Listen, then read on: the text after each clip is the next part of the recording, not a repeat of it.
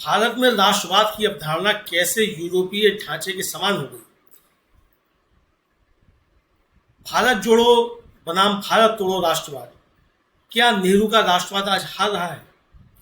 Professor Ram Puniyani ने हस्तक्षेप.com पर एक लेख लिखा है और उस लेख में हिंदू राष्ट्रवाद के उदय, भारतीय संविधान की भूमिका और सामाजिक आंदोलनों की ऐतिहासिक पृष्ठभूमि से चर्चा की है। तो आइए सुनते हैं कि प्रोफेसर राम पुनियानी क्या लिखते हैं। इन दिनों द इंडियन एक्सप्रेस में हिंदू राष्ट्रवाद के उदय एवं प्रभुत्व पर योगेंद्र यादव, सुहास पलसीकर एवं अखिल बिलगामी जैसे मेधावी समाज विज्ञानियों के अत्यंत गहन विचार प्रकाशित हो रहे हैं। वे इस बात से चिंतित हैं कि भारतीय राष्ट्रवाद की वर्तमान अवधारणा यूरोपियन ढंग के राष्ट्रवाद जैसी है। हम इसे हिंदुत्व की राजनीति या हिंदू राष्ट्रवाद का नाम देते हैं। वे सभी ये स्वीकार करते हैं कि हिंदू राष्ट्रवाद ही आज विद्यमान राष्ट्रवाद है। इसमें कोई संदेह नहीं कि हिंदू राष्ट्रवाद अत्यंत मुखर एवं प्रभुत्वशाली है, लेकिन फिर भी भारतीय राष्ट्रवाद का विचार अभी तक भारतीय समाज के बड़े तत्व के दिलों में कायम है। यदि हम मतदान प्रतिशत की बात करें तो सन 2024 के चुनाव में हिंदू राष्ट्रवादी पार्टी को 36.5% मत हासिल हुए और ऐसे आरोप थे कि इनमें से बहुत से वोट हेराफेरी और जोड़ तोड़ के जरिए हासिल किए गए। लेकिन फिर भी नेताओं की चिंताओं पर गहराई से विचार किया जाना जरूरी है। हिंदू राष्ट्रवाद न केवल चुनावी राजनीति के माध्यम से सशक्त हो रहा है, बल्कि इसने राष्ट्र के विभिन्न अंगों में घुसपैठ कर ली है और मीडिया व सोशल मीडिया के बड़े हिस्से पर कब्जा कर लिया है। योगेंद्र यादव कहते हैं कि आज के भारत में इस आक्रामक राष्ट्रवाद के बोलबाले के लिए वे सेक्युलरवादी, अंतर्राष्ट्रीयवादी व आधुनिकतावादी आचार व्यवहार दोषी हैं, जिन्हें आजादी के बाद के भारत में बढ़ावा दिया गया। इसके चलते हर किस्म के राष्ट्रवाद से किनारा कर लिया गया। राष्ट्रवाद का एक शून्य उत्पन्न हो गया, जिसे आज राष्ट्र के हिंदुत्ववादी विचार ने भर दिया है। पलसीकर का मानना है कि आज के हिंदू राष्ट्रवाद की जड़ें उस राष्ट्रीय आंदोलन में है जो आज से एक सदी से भी ज्यादा पहले भारत में चलाया गया था। बिलगामी भारतीय लोकाचार की प्रशंसा इन शब्दों में करते हैं, सदियों से भारतीय समाज की खासियत रही है कि वह बिना प्रयास किए और बिना ढोल पीटे धर्म और संस्कृति की दृष्टि से बहुवादी बना रहा। इसके विपरीत आज का यूरोपीय ढंग का राष्ट्रवाद विभाजित करता है और उसे एकता बताता है।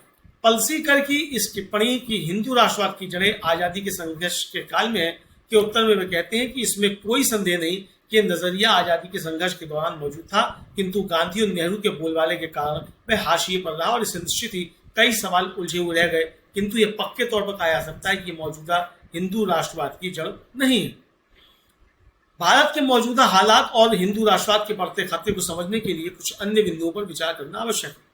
यूरोप में सार्वभौमिकतावादी सम्राटों राजाओं से आधुनिक केंद्रीय राज्य तक पहुंची। ऐसे राज्यों के उदित होने पर उनका साबका समाज के विभिन्न तत्वों से पड़ा, जिससे धर्मनिरपेक्षता की अवधारणा उत्पन्न हुई। भारत में हम औपनिवेशिक शासन के अधीन रहे, जिसने ज्यादातर राजाओं की सार्वभौमिकता को समाप्त कर उनके राज्य को अपने अधीन कर लिया। आजादी के बाद ये औपनिवेशिक राज्य भारत का हिस्सा बने। यह भारत अपने संविधान के प्रावधानों के अनुसार संचालित होना था, जो समावेशी था और किसी को दूसरा नहीं बताता था। योगेंद्र यादव के शब्द हैं। भारत इस राह पर चला और कम से कम सैद्धांतिक तौर पर आज भी भारतीय राष्ट्रवाद की राह पर चल रहा है, मगर आज हिंदू राष्ट्रवाद भारतीय राष्ट्रवाद से बड़ा हो गया है। वह संकीर्ण है और यूरोपीय ढंग का है, लेकिन जहां यूरोप में भाषा, धर्म और संस्कृति आधारित विभाजन और राष्ट्रवाद थे, मुख्यतः भारत भाषा आधारित, भारत में हिंदू और मुस्लिम राष्ट्रवाद का एकमात्र आधार धर्म था, जिसे सांप्रदायिकता भी कहा गया। आधुनिक कल कारखानों, शिक्षा, परिवहन एवं संचार के साधनों के विकास के साथ ही भारतीय राष्ट्रवाद की जड़ें उभरना प्रारंभ हो गई। इस राष्ट्रवाद के उभार में सहायक थे वे सामाजिक आंदोलन जो ऊंच नीच के बंधनों को तोड़ रहे थे। नारायण मेघाजी लोखंडे व कॉमरेड सिंगरालू के नेतृत्व वाले आंदोलनों ने मजदूरों को संगठित किया। ज्योतिबा फुले, सावित्रीबाई फुले, अंबेडकर और पेरियार ने सामाजिक समानता के लिए संघर्ष किया, जो भारतीय राष्ट्रवाद का एक महत्वपूर्ण घटक है। गांधी और नेहरू ने औपनिवेशिक शासन के खिलाफ जन आंदोलन का नेतृत्व किया। इस आंदोलन का लक्ष्य केवल देश की सार्वभौमिकता अंग्रेजों से छीनकर भारतीय निर्वाचित प्रतिनिधियों को सौंपना नहीं था, बल्कि पूर्ण समावेशिता हासिल करना भी था। प्रोफेसर राम पुनियानी आगे लिखते हैं कि आरएसएस हिंदू राष्ट्रवाद का समर्थन करने वाला एकमात्र संगठन नहीं था। हिंदू महासभा भी थी और हिंदू राष्ट्रवादी तत्वों के तबके ने भारतीय राष्ट्रीय कांग्रेस में भी घुसपैठ कर ली थी। जवाहरलाल नेहरू को इसके कारण भारतीय राष्ट्रवाद के लिए उत्पन्न हुए खतरे का एहसास हो गया था, किंतु विभिन्न कारणों से वे इसे जड़ से उखाड़ नहीं पाए, जिनमें से एक था भारत में जमींदारी प्रथा का कायम रहना। यह समाज में बढ़ती धार्मिकता में भी प्रतिबिंबित होता था।